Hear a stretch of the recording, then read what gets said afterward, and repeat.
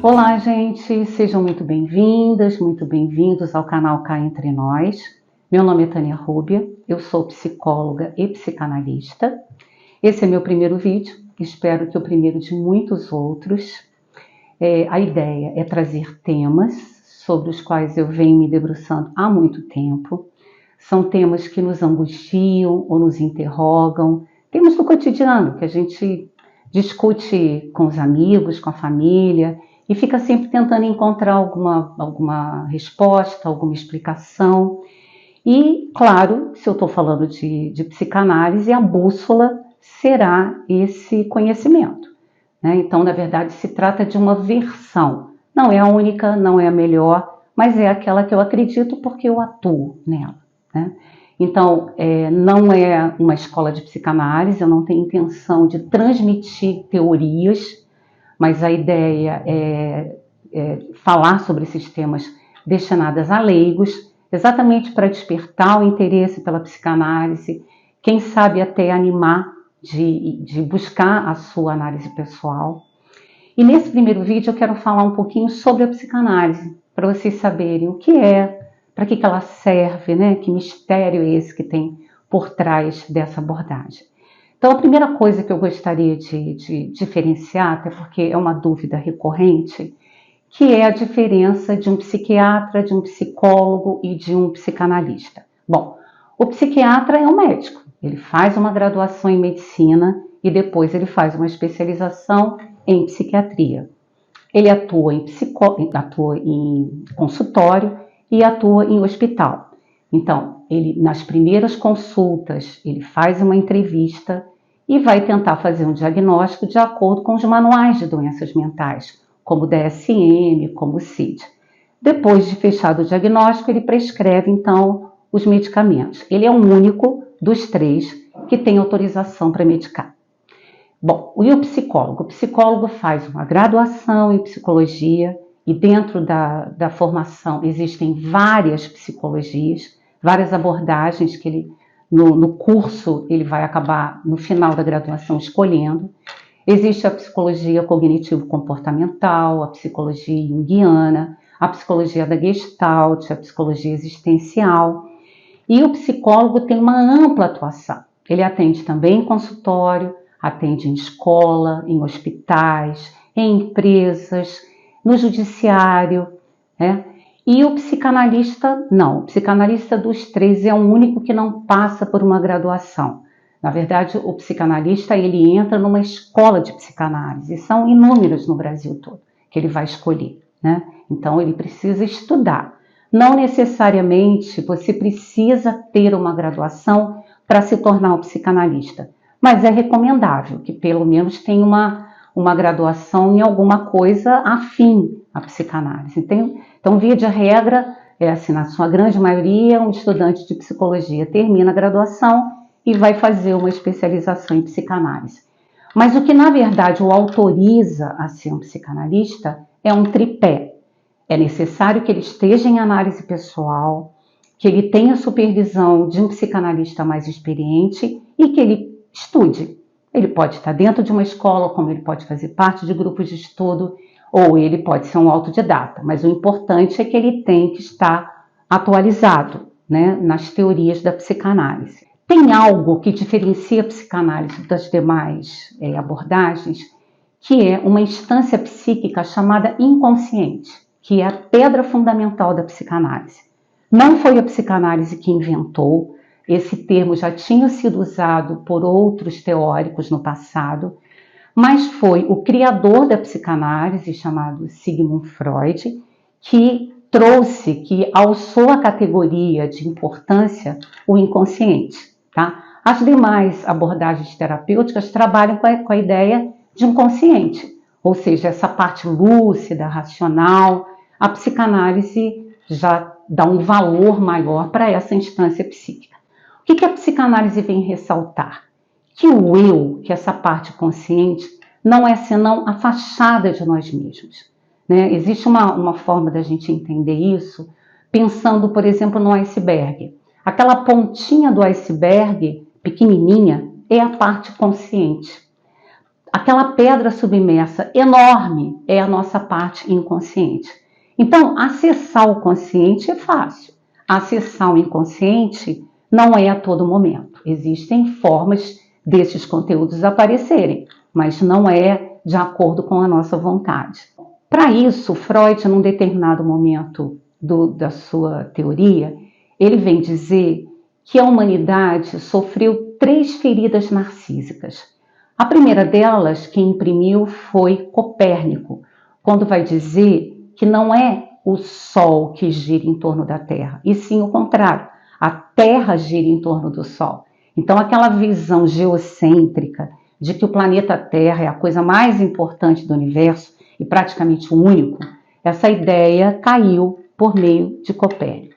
A segunda ferida foi a partir das teorias de Darwin, com a teoria da evolução das espécies, quando ele vai dizer que o homem, na verdade, aquele que se pensava criado a partir da imagem e semelhança de Deus, não era nada mais do que um descendente de primatas.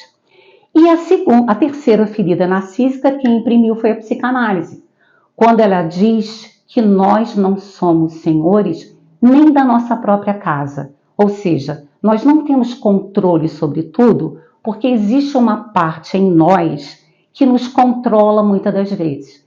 Isso não significa, gente, que nós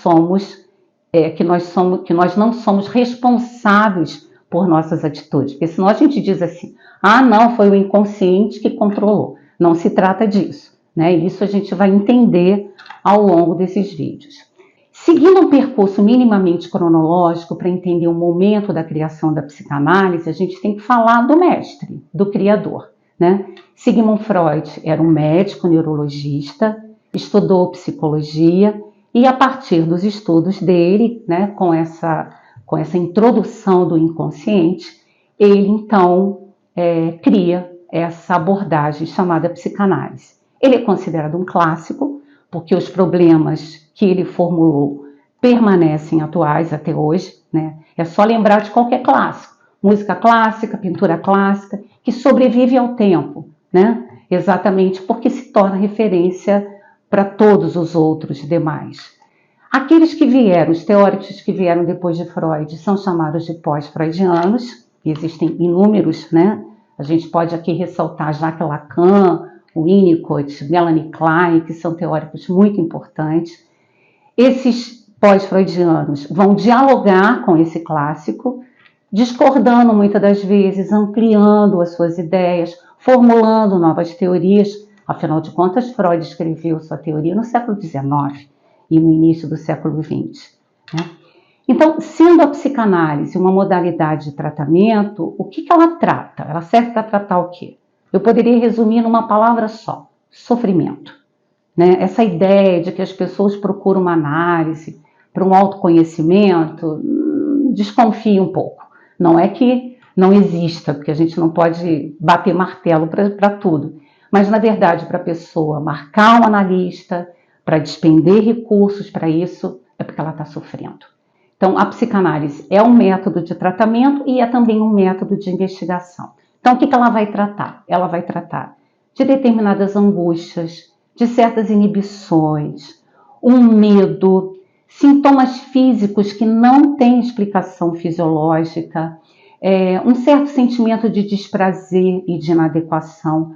Todos esses componentes que trazem sofrimento, que trazem mal-estar. Como é que se dá o método? Qual é o método? A gente pode falar em primeiro lugar do local onde isso acontece, que é o consultório ou o que a gente chama de setting analítico. Lá existem as poltronas, onde senta o analista e um analisando. Lá se faz os primeiros contratos verbais do tratamento, a quantidade de sessões que serão feitas por semana, o valor de cada sessão, a forma de pagamento, os pactos sobre falta do analisando, como é que se procede, tá? E o que o analista fala para esse paciente, ou cliente, ou analisando, né? Essa nomenclatura varia muito. Eu não gosto muito do termo cliente, porque parece coisa de prestador de serviço, né? Você está prestando serviço a um usuário. Eu acho que não é bem por aí. Eu gosto muito da terminologia analisando. Bom, então o que ele faz? Ele faz um convite a esse analisando, para falar tudo o que lhe vier à mente. É muito comum o paciente chegar e falar, eu não sei o que dizer hoje. E quando você pergunta o que lhe vem à mente, os conteúdos começam a aparecer. É também um método de investigação, porque além de partir da teoria para a prática do atendimento, à medida que se atende também, novas teorias podem ser formuladas. Como se faz essa terapia analítica, então, a partir do ponto de vista do analista? Ele escuta, não é uma escuta qualquer, não é uma escuta do senso comum, é uma escuta muito atenta, é uma escuta em que a gente chama de uma certa atenção flutuante, que tem que prestar atenção em tudo, não somente na fala, mas também em algumas outras coisas, como certos lapsos de memória, como atos falhos, né? Você fala uma coisa, mas você quer dizer outra, você quer dizer, né? Você diz, por exemplo, eu sinto amor por aquele homem, e de repente você diz assim, eu sinto horror por aquele homem. Tudo isso é material para ser guardado, para se fazer uma construção. O analista escuta, mas ele não fica mudo, ele fala alguma coisa. O que ele fala? Ele faz intervenções, ele faz interpretações e ele faz construções a partir de tudo que ele vem escutando, tá? O que a psicanálise não é? Ela não é uma filosofia, embora converse com a filosofia, como com muitos outros saberes, com a antropologia, com a sociologia, com a psicologia social, com a cultura, tá? Também não é uma visão de mundo e não é uma ideologia. Ela é um método de tratamento e um método de investigação. O que o analista não faz? O analista não julga, não censura, não dá conselho, não ensina o melhor caminho a seguir, né? Quando a gente fala assim, fica parecendo que o analista não serve para nada, né? Se ele não faz nada disso. E a primeira fantasia que o analisando tem quando chega é obter isso.